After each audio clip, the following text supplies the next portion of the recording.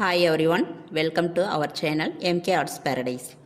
நாம் இன்றைக்கி இந்த கிளாஸில் எதை பற்றி பார்க்க போகிறோம் அப்படின்னா, நம்ம பேசிக் செயின் ஸ்டிச்சை வந்து எந்த மாதிரியெல்லாம் different shapes and different directions இதில் எப்படி நம்ம யூஸ் பண்ணுறது அப்படின்றத பற்றி நம்ம இன்றைக்கி இந்த வீடியோவில் பார்க்க போகிறோம். ஃபஸ்ட்டு வந்து நம்ம என்ன பண்ணலாம் அப்படின்னா, டிஃப்ரெண்ட் ஷேப்ஸில் பண்ணினாலும் அதை ஃபஸ்ட்டு டைரக்ஷனில் பழகினா தான் ஷேப்ஸில் நம்ம பழக முடியும்.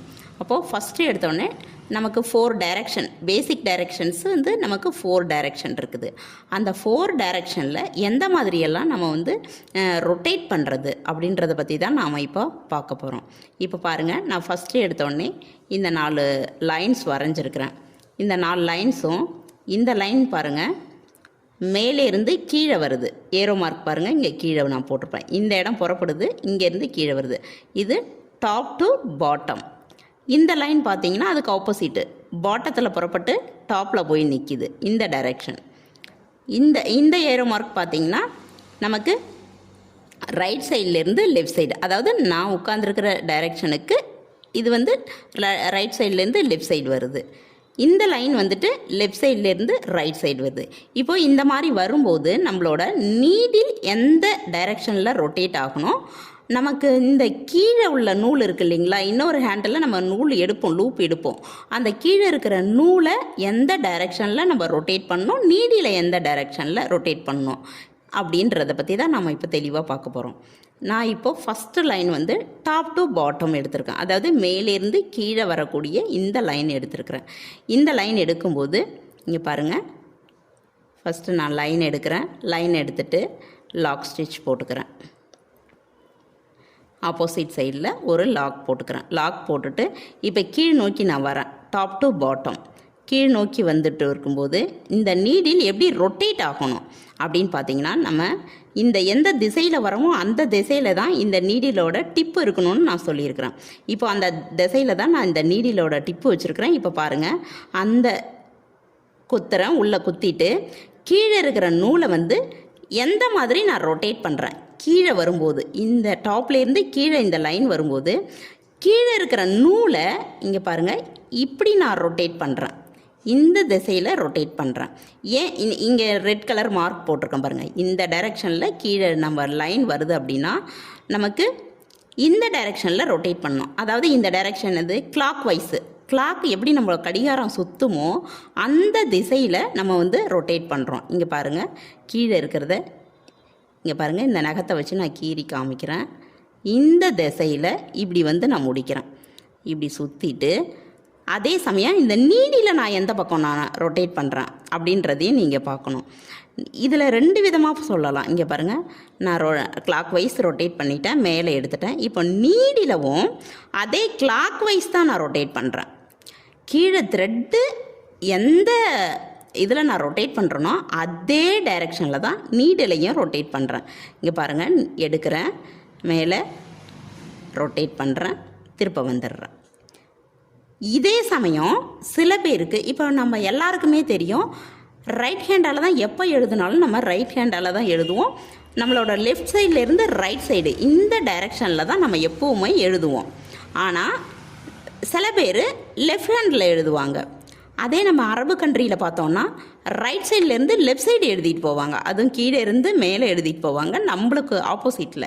அந்த மாதிரி இப்போ இந்த நீடியில் இந்த சைடு நம்மளோட கை வாட்டம் பாருங்கள், இந்த சைடு இருக்குது நமக்கு, இது பேக் சைடு, இது ஃப்ரண்ட் சைடு. இந்த ஃப்ரண்ட் சைடு எப்படி இருக்கோ அப்படி தான் நம்ம நீடியில் வந்து ரொட்டேட் பண்ண முடியும். அதனால தான் நம்ம இந்த பக்கம் ரொட்டேட் பண்ணுறோம். அதே சில பேர் வந்து இந்த சைடு, அதாவது லெஃப்ட் டு ரைட்டு ரொட்டேட் பண்ணுறவங்களா இருந்தால் இந்த அடியில் வர த்ரெட்டையும் லெஃப்ட் டு ரைட்டு, அதாவது ஆன்டி கிளாக் வைஸ் தான் ரொட்டேட் பண்ணணும். இதுதான் அதில் இருக்கிற சின்ன ஒரு ட்ரிக்கு. இதை நீங்கள் கவனமாக பார்த்துங்க. நார்மலாக எல்லாருமே எந்த சைடு நீடியில் ரொட்டேட் பண்ணுறோமோ அந்த சைடு கீழே இருக்கிற த்ரெட்டை நம்ம வந்து சுற்றணும். இதுதான் ஃபார்முலா. நீங்கள் எந்த சைடு உங்கள் கை வாட்டம் வருதோ அந்த சைடு நீங்கள் யூஸ் பண்ணுங்கள். நார்மலாக யூஸ் பண்ணுறது மேலேருந்து கீழ் வந்தால் கிளாக் வைஸ் நம்ம யூஸ் பண்ணணும். இப்போ இந்த இடத்தோட நான் முடிச்சிட்டேன். இப்போ பாருங்கள், நான் எண்டு நாட் போட்டுட்டு மேலே லூப்பை வந்து உள்ளே இறக்கிட்டு எண்டு நாட்டு முடிச்சிடுறேன். இது கீழே இருந்து வருது. இப்போ இதுக்கு ஆப்போசிட் சைடு என்னன்றதை நம்ம பார்ப்போம். இப்போது பாட்டம் டு டாப் லைன் போகிறோம். ஆப்போசிட் சைடு ஒரு லாக் போட்டுக்கிறேன். இப்போது பாட்டத்தில் இருந்து மேலே போகிறேன் டாப்புக்கு. இப்போ போகும்போது இந்த நீடில் பாருங்கள் எந்த பக்கம் ரொட்டேட் ஆகுது. குத்துறேன். அதே சமயம் கீழே இருக்கிற நூலை ஆன்டி கிளாக் வைஸ் சுற்றுறேன். ஆன்டி கிளாக் வைஸ் சுற்றுறேன். இந்த நீடிலையும் நான் ஆன்டி கிளாக் வைஸ் தான் சுற்றுறேன், கிளாக் வைஸ் சுற்றலை. இங்கே பாருங்கள். அதே மாதிரி கீழே இருக்கிற த்ரெட்டையும் இங்கே பாருங்கள் இந்த திசையில் தான், இந்த மேலே இருக்கிற ஏரோ மார்க் எந்த திசையில் இருக்கோ அந்த திசையில் தான் நான் நீடிலையும் சுற்றுறேன், கீழே இருக்கிற த்ரெட்டையும் சுற்றுறேன். இதுதான் இதோட டைரக்ஷன் ரூல்ஸு, வேறு எதுவுமே கிடையாது. நீங்கள் நீடியில் எந்த பக்கம் சுற்றுறீங்களோ அந்த பக்கம் கீழே இருக்கிற த்ரெட்டை சுற்றணும். இல்லை கீழே இருக்கிற த்ரெட்டு உங்களுக்கு எந்த பக்கம் வாட்டம் வருதோ அந்த பக்கம் நீடியில் சுற்றிக்கிறீங்க.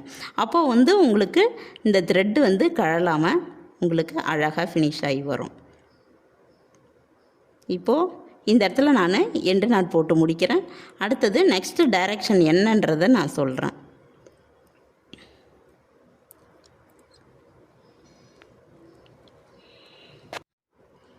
இப்போது ரைட் சைட்லேருந்து லெஃப்ட் சைட் போடும்.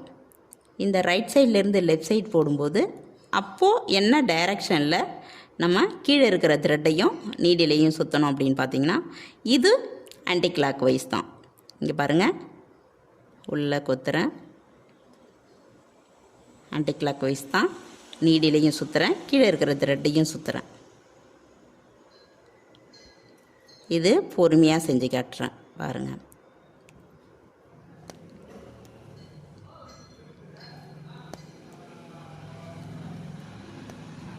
அது மாதிரி எண்டு நாட் போடும்போது நம்ம எடுத்துகிட்டு பண்ண வேண்டியதில்லை. முன்ன நான் எண்டு நாட் போடும்போது நீடியில் வெளியில் எடுத்துட்டு மறுபடியும் லூப் எடுக்கும்போது நான் காமிச்சேன். நீங்கள் அது உங்களுக்கு புரியணுன்றதுக்காக இப்போது நான் நீடியில் எடுக்காமலேயே அதுக்குள்ளேயே வச்சு அந்த எண்டு நாட் போடுறத காமிக்கிறேன். இப்படி தான் நீடியில் எடுக்காமல் போடணும். இவ்வளோ தான். இப்போது லெஃப்ட் சைட்லேருந்து ரைட் சைடு நம்ம போட போகிறோம். அதுக்கு ஆப்போசிட்டில் லாக் போட்டுக்கிறோம். லாக் போட்டுட்டு செயின் இப்போ ரைட் சைடு திரும்பி போகுது.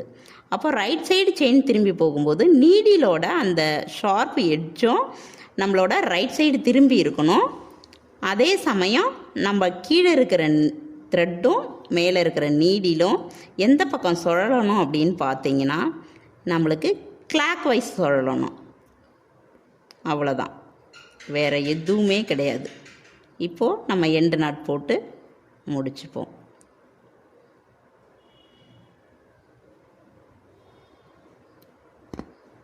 இப்போ எண்டு நாட் போட்டாச்சு. இப்போ பார்த்தீங்கன்னா உங்களுக்கு டிஃப்ரென்ஸ் தெரியும். இந்த கோடம் அதாவது டாப் சைடு மேல் நோக்கி போகிறதும் லெஃப்ட் சைடு போகிறதும் உங்களுக்கு பார்த்தீங்கன்னா ஆன்டி கிளாக் வைஸ் இந்த ஏரோ மார்க் இருக்கும். ரைட் சைடு போகிறதும் கீழ் நோக்கி வர இந்த டைரெக்ஷனும் ரைட் சைடு போகிற டைரெக்ஷனும் கிளாக் வைஸ் சுற்றும். இது எப்படி நீங்கள் ஞாபகம் வச்சுக்கலான்னா இப்போ டிஎன்பிசி இந்த மாதிரிலாம் எக்ஸாம்ஸ் எல்லாம் படிக்கிறீங்க தெரியுமா? அப்போது ஷார்ட்கட்டுக்கு காரணமே இருக்காது, சம்மந்தமே இருக்காது. எக்ஸாம்பிளுக்கும் நம்மளோட ஆன்சருக்கும் சம்மந்தமே இருக்காது. ஆனால் ஞாபகம் வச்சுருக்கணும் அப்படின்றதுக்காக நாம் ஒரு ஷார்ட்கட் கண்டுபிடிப்போம். அந்த மாதிரி இப்போ நான் ஒரு சின்னதாக ஒரு ஷார்ட்கட் சொல்கிறேன். அது உங்களுக்கு ஞாபகம் வச்சுக்கிறதுக்கு ரொம்ப ஈஸியாக இருக்கும். கேட்குறதுக்கு கொஞ்சம் காமெடியாகவும் இருக்கும். பரவாயில்ல, பார்த்துக்கிங்க. ஞாபகம் வச்சுக்கிறதுக்காக சொல்கிறேன். இப்போது மேல் நோக்கி போகும்போது இதை டாப்பில் போகுது, மேல் நோக்கி போகும்போது லெஃப்ட் ஆகிடு.